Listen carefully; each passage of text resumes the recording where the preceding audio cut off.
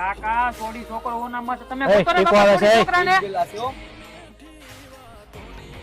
ટીકા કાકા તમે છે ને અમારી મેટરમાં ન પડતા હો તમને કહી દઉં છું જલ્દી ખોલ ને બેઠો બે હે તમારી મેટર છે પણ આબરૂ કોની જાય છે ટીકાની રેડી છોડી